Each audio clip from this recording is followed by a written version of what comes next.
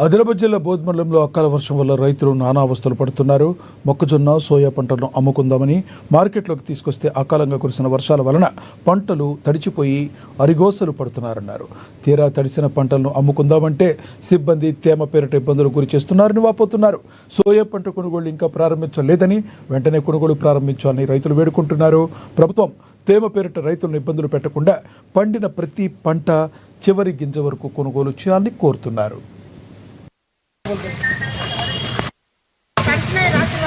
నా పేరు అరకా వినాస్.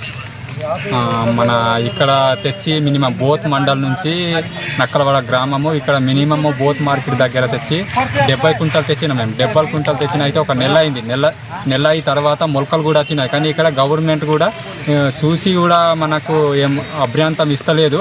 అటు పత్తి ఏరాలన్నా ఇటు సోయా చూడాలన్నా ఇది మొత్తం ఇక ఎట్లా దయచేసి మీకు రెండు చేతులు కలిపి కాలు మొక్కుతున్నాం. మేము ఆదివాసి కానీ మనది పరిస్థితి కొంచెం చూడాలని కలెక్టర్ కానీ మన పీఓ కానీ మన ఎమ్మెల్యే కానీ వచ్చి కొంచెము ముందుకు వచ్చి మనది సోయాబీన్ కొనాలని, ఇటు బయట అమ్మాలంటే మినిమము 2,000 3,000 అంతే అడుగుతున్నారు. దాదాపు అందుకే ముందు వచ్చి కొనుగోలు చేయాలని. అది పత్తి కూడా మొలకలు వస్తుంది, ఇటు సోయా మొలకలు వస్తుంది. మన ఆదివాసి మేము అంటే